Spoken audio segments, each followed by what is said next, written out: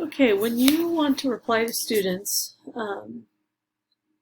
using Google Forms, crappy thing about Forms, though it gives you a lot of data, which is kind of cool, I don't know. There might be a way, but I don't know of a way to actually respond in the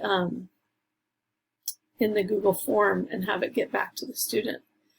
So basically, when you go to classwork and you go to whatever form it was, so for me, I did this really quick little assessment, and if I go to my drive and go to the Google form, you know, I can't really reply to those students. So I can open it up and I can see my responses, but I can't reply.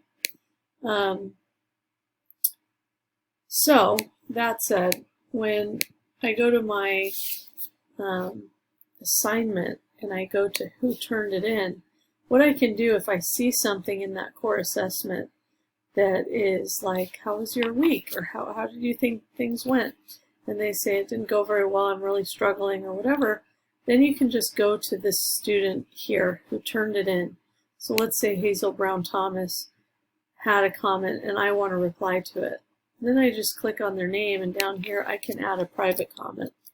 So sorry to hear blah, blah, blah. And then you just hit this little send button, the post button. That'll be a private comment to that student, and it's within this assignment, so they know it's in reference to this assignment. So that's how you would respond to a student in Google Forms.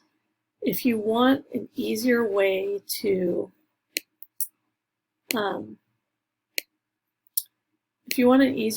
see things and reply, what I suggest is adding, this is old, this was just the class that I helped manage for Kim.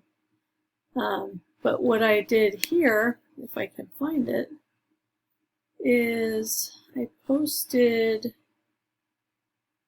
like the activity log, for instance, as a doc, as a Google Doc. And what happens, how it looks in here, is you'll actually see that form and you can click on it.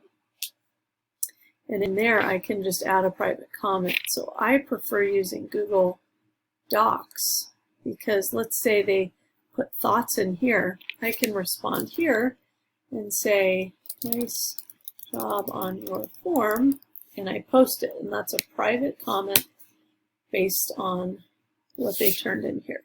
So if you use Google Docs and you create, remember to create a copy for each student, then it looks more like this, and boom, you can add your private comment in here. I hope that helps.